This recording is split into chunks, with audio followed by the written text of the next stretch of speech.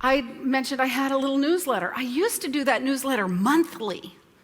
And it was a good newsletter. I mean, it took me a day to write it. I had an original 2,500-word article in there. I did tips. I did polls. We did hot links. It was an amazing newsletter. And a day out of my life, once a month, would go into the production of that newsletter. And about 2 years ago, I got the flu. And I rarely get sick, but I was out. I was down. And I told my staff, I just can't do it. I just can't do it this month. We're going to have to skip this month's newsletter. I know. We're going to hear it wailing and gnashing of teeth. Laura, where's your newsletter? I didn't get your newsletter. Guess how many people noticed? 3. Out of a 30,000 person distribution. This is really good information for me, wouldn't you say?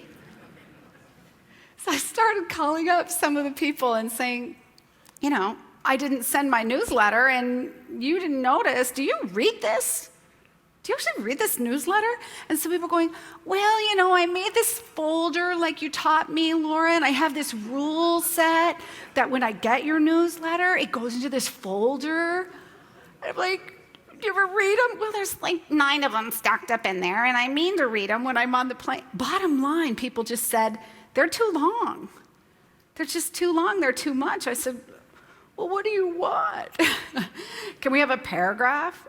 Seriously, right? And so now it takes me about 20 minutes once a week to write this instead of one day a month. That's better, right? That's better. And I think we just continue to provide these services and all that without really understanding, is this even meeting the client need?